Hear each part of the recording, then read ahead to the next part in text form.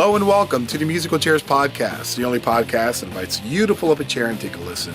Decided to take this thing outdoors a little bit. We're getting some light finally here in the Chicagoland area, and I wanted to take advantage of the fact that I'm getting pretty damn pale in my basement, and gotta get some vitamin D, gotta get the recharge going, gotta remember what the sun looks like, because, you know, being a vampire and being Latino are kind of counterintuitive.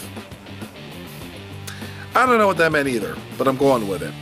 Anyway, what I want to talk about today is the band Nirvana. Now, you might remember Nirvana. They were huge in the 1990s, and they were primarily credited with the grunge explosion, which killed off really bad hair metal.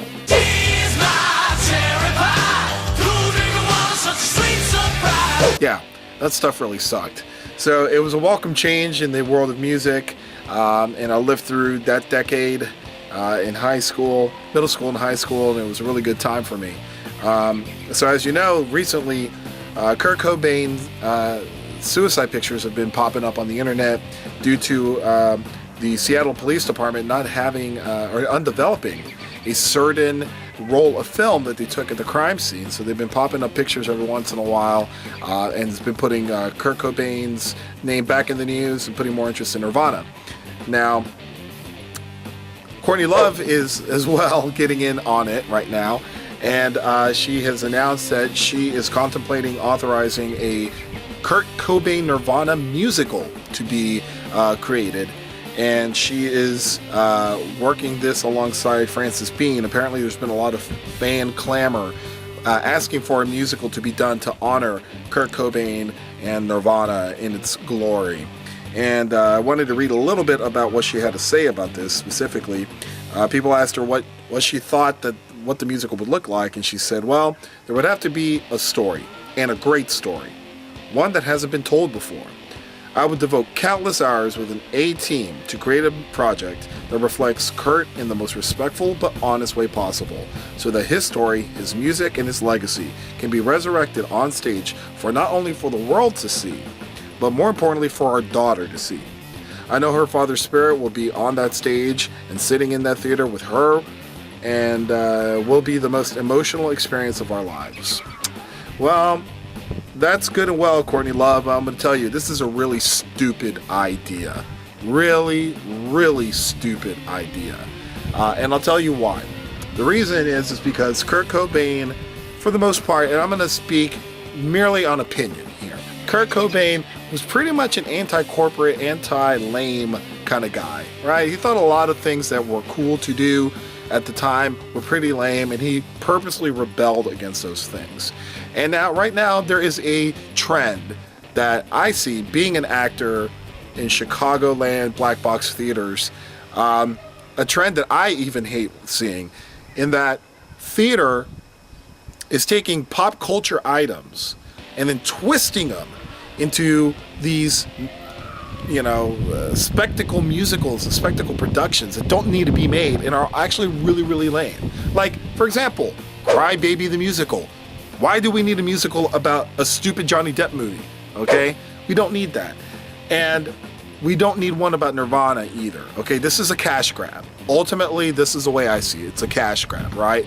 We're not inventive enough to come up with new shit, so we're going to go ahead and just repackage stuff that already happened and put it within the context of a musical and say, oh, we're honoring his legacy and we're honoring, you know, whoever it is or whatever it is that we're talking about here. Like, Rock of Ages, the rock musical, is incredibly lame. It's an incredibly lame musical. Yeah, it could be well executed. Yeah, it could have great production. But who cares? You're repackaging old 80s songs to tell a stupid story. Right? And it's all about the music and about the stereotypes and all the crap that happened in the 80s. It's a complete piece of garbage, and this is going to be a complete piece of garbage. It will, however, be very popular, and it will go on Broadway, and it will make a ton of money for whoever's involved in it. And we know it. We know it because our public isn't interested in seeing new and experimental stuff. They're interested in seeing pop culture stuff that they're familiar with, seeing on TV or that they've heard about, and they want to go see that crap. And I'm thinking, would Kurt Cobain want that? Would Kurt be all up on a theater goer's dick and trying to get them to listen to his music? I don't think he would. I really don't think that he would.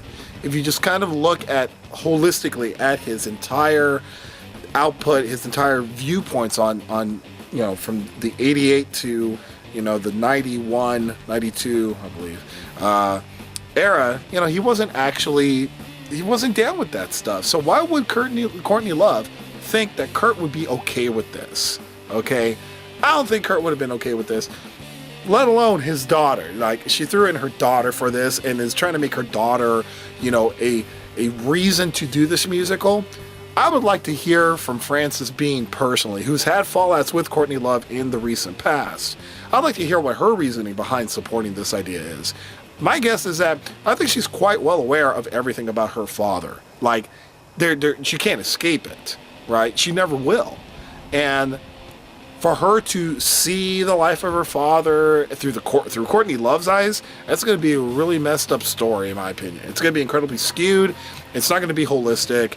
And this A-team of people that she works with, how are they going to know, man, without having the original band members a part of it? So, and I'm talking about Chad Channing. I'm talking about Buzz Osborne, who Kurt Cobain and the Melvins and all those guys who Kurt Cobain had a really close relationship with. Talking about, of course, Dave Grohl and Chris Novoselic. I'm talking about all those guys. I mean, if they're not involved in it, how are you going to get a complete good view of this? And there's no mentioning of it in the article. And who knows, maybe she'll include them. But for right now, knowing the relationship between them, I don't see that happening. And if it's a Courtney Love-based musical, it's going to be really, really twisted. And it's going to suck. Okay? And back to the whole thing about, theater and stuff, taking pop culture and twisting it and making it theatrical and crap. You know what? We need to stop doing that. Stop doing it, because it's hurting everybody. Just rehashing the same pop culture crap in their own twisted way. And look at how cool this is. We need to stop doing that. Now, with that said, I get to be a complete hypocrite, because I've done it before, and I've, in fact, probably am part of the problem.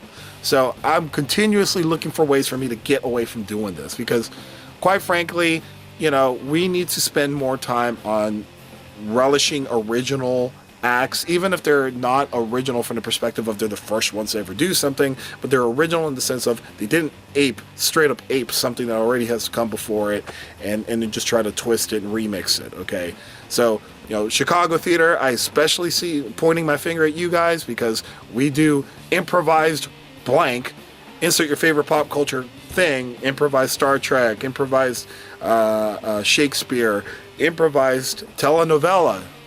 I'm guilty of it. We do that. We need to stop doing that. Even though improvised Shakespeare is actually really, really good.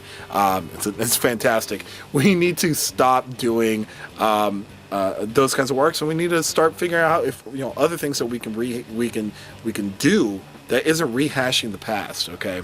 So anyway, that's all I've got. If you think that this is a good idea, please comment down below and tell me why you think having a Kurt Cobain musical is going to be a fantastic idea for the masses to consume. If you don't think it's a good idea, tell me why you don't think it's a good idea. Tell me if you agree with me. Maybe I'm off. Maybe I'm wrong. Rarely am I ever wrong, but hey, if you think I'm wrong, tell me why I'm wrong. Subscribe to the channel. Visit the links down below. And, follow me on Twitter, follow us, and spread the love. If you could click on share, maybe once a day, once a week, once a month, even once a year. You know what? We will take it. We got to spread the love of this podcast and let them know that the chair is not empty. Anyway, I'm your host, Nelson Velasquez, and thank you for watching.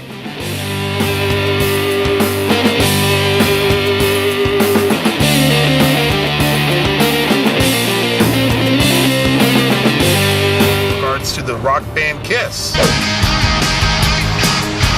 Yes, Kiss has decided to up the ante on their current Rock and Roll Hall of Fame induction drama by saying some choice words in a recent article for Rolling Stone magazine. Now, that track was called Z. It's followed up with 9 more tracks just like it off their Sleepify record.